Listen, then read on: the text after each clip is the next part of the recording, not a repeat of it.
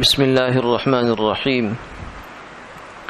اللہم صلی علی سیدنا و مولانا محمد وعلی آل سیدنا و مولانا محمد وبارک وسلم ثم صلی علیہ۔ چوتھی فصل آپ صلی اللہ علیہ وسلم کے نور مبارک کے بعض آثار کے ظاہر ہونے میں آپ کے والد ماجد اور جد امجد میں یعنی یہاں چند روایات وہ بیان کی جائیں گی کہ جس میں اس کا تذکرہ ہے کہ جب سرکار دو عالم صلی اللہ علیہ وسلم ابھی ظاہری طور سے اس دنیا میں تشریف فرما نہیں ہوئے تھے،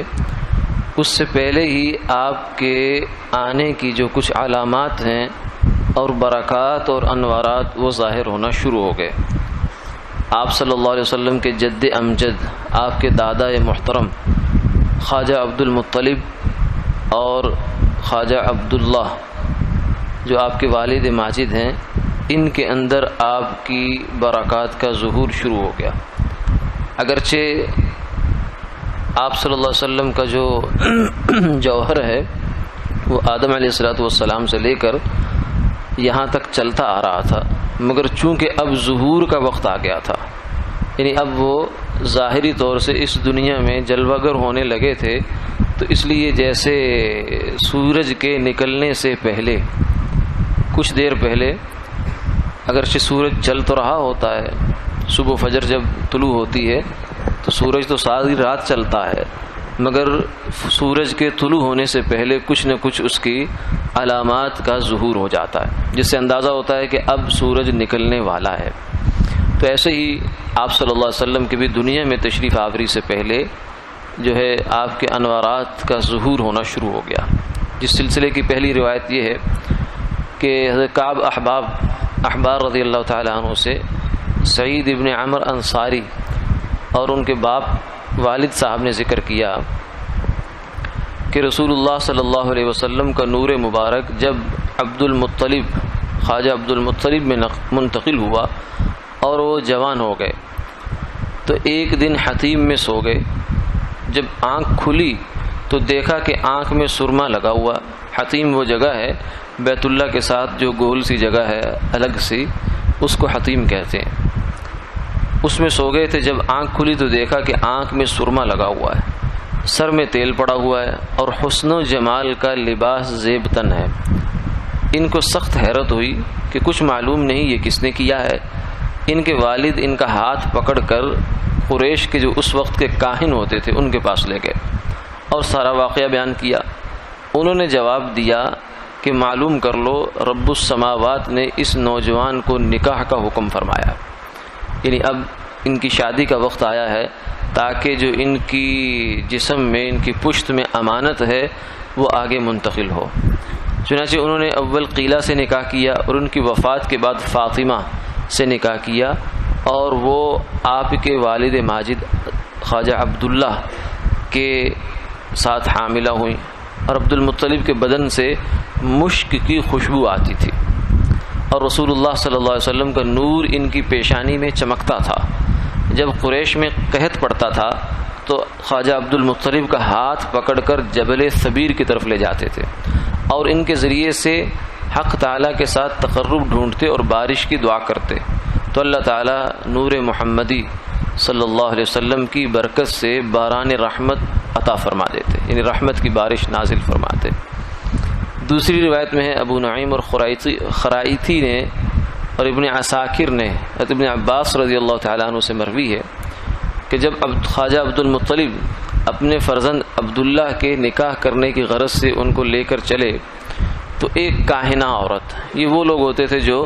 جن کے کچھ نہ کچھ جنات سے اور دائیں بائیں رابطے ہوتے تھے، تو جن میں سے کبھی کبھار ان کو جو ہے وہ صحیح بات بھی نظر آ جایا کرتی تھی اور کبھی غلط بھی ہوتی تھی، لیکن بہرحال لوگ اس زمانے میں ان پر اعتماد کرتے تھے۔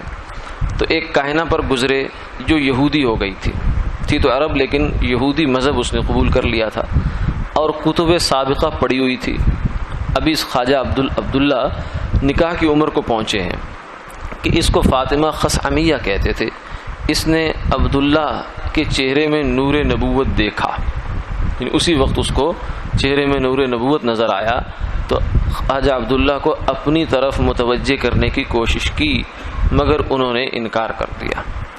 تیسری روایت میں ہے کہ جب ابرہہ بادشاہ اصحاب فیل، یعنی یہ یمن کا ایک بادشاہ تھا جس نے پہلے اپنے ہاں بیت اللہ بنوایا، ایک گھر بنوایا خانہ کعبہ کی طرز پر، اور لوگوں کو کہا کہ یہاں حج کیا کرو، وہاں کیا کرنے جاتے ہو، لیکن کوئی بھی نہیں آیا وہاں۔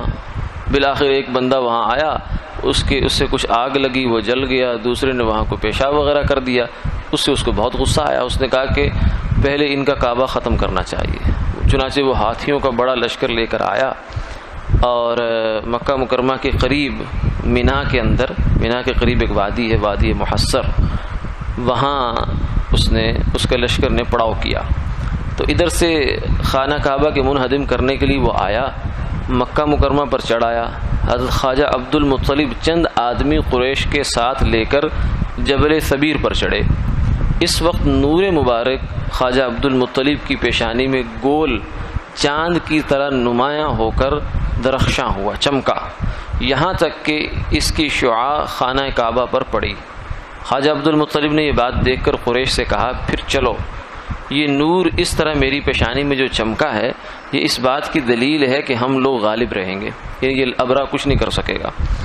خواجہ عبد المطلب کے اونٹ ابرہہ کے لشکر کے لوگ پکڑ کر لے گئے۔ خواجہ عبد المطلب ان کو چھڑانے کو ابرہہ کے پاس گئے۔ ان کی صورت دیکھتے ہی اس نے بہیں وجہ کہ عظمت اور ہیبت نور شریف کی ان کے چہرے سے نمایاں تھی، ان کی نہایت تعظیم کی اور تخت سے اتر کر بیٹھا اور ان کو اپنے برابر میں بٹھلایا۔ بہرحال ایسی عظمت آپ صلی اللہ علیہ وسلم کے نور مبارک کی تھی کہ جس کی وجہ سے بادشاہ تک ہیبت میں آ جاتے تھے اور تعظیم و تکریم کیا کرتے تھے۔ روض الانف کا اشعار ہیں، ما فیہ الا ہمام قد سما عظما او سید نحو فعل الخیر مبتدر حتی بدا مشرقا من والدیہ وقد تجملت بحلاه الشمس والقمر یا رب صل وسلم دائما ابدا علی حبیبک من زانت به العسر۔ اے اللہ، ما فیہ الا ہمام، کہ آپ صلی اللہ علیہ وسلم کے نسب میں آدم علیہ السلام تک بڑے عظمت والے لوگ آئے ہیں جو عظمت میں بلند مقام رکھتے تھے، یعنی ان کو اپنے زمانے میں، اپنے معاشرے میں، اپنے قبیلے میں ایک نمایاں مقام حاصل ہوتا تھا۔ اور اس کو بھی علماء نے یہ لکھا کہ ان کے نمایاں مقام کی بنیاد سرکار دو عالم صلی اللہ علیہ وسلم کا وجود مسعود تھا۔ یہ ایسے سردار آئے ہیں جو خیر کے کاموں میں بہت زیادہ آگے بڑھتے اور لپکتے ہیں،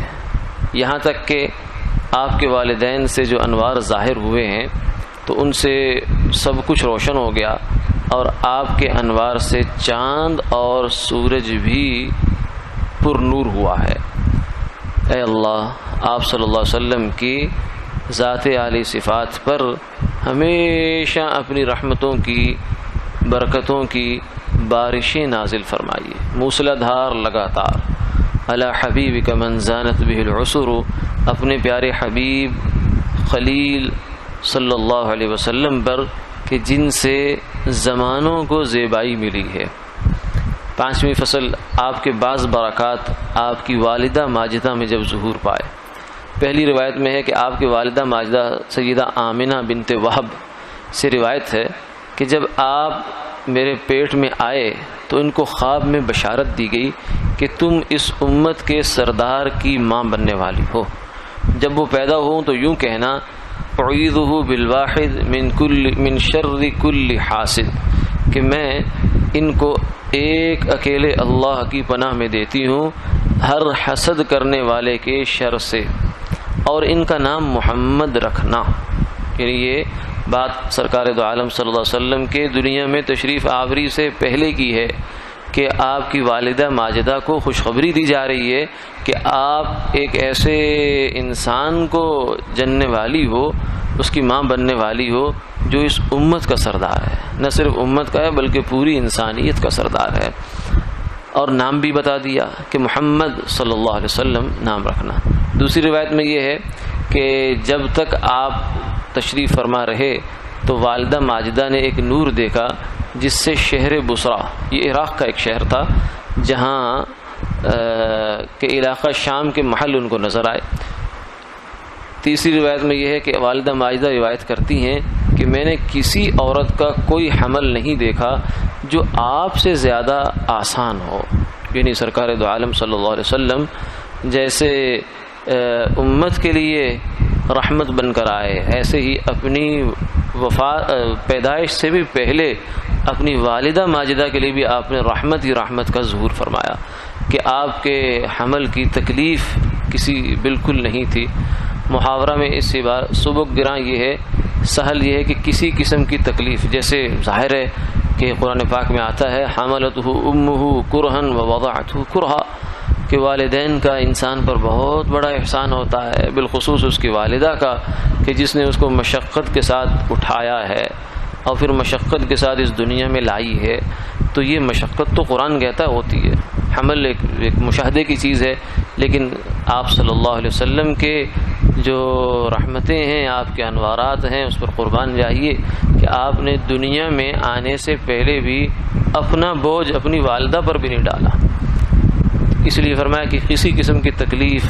جو متھلی وغیرہ ہے یا اور کوئی طبیعت کی خرابی، بوجھ اس قسم کا جو ہو جاتا ہے، وہ آپ صلی اللہ علیہ وسلم سے کبھی بھی نہیں ہوا اس حالت میں بھی۔ مولایا صلی وسلم دائما ابدا علی حبیبک خیر الخلق کلہم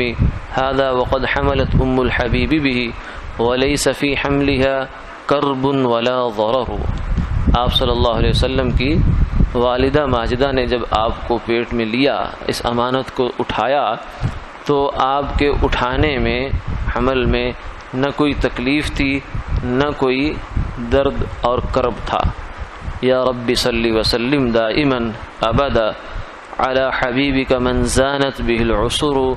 اے اللہ اپنے پیارے حبیب صلی اللہ علیہ وسلم کی ذات پر اپنی رحمتوں کی بے شمار موسلا دھار بارش نازل فرماتے رہیے، جن کی برکت سے آپ نے زمانوں کو زیبائی بخشی ہے۔ وآخر دعوانا الحمد للہ رب العالمین۔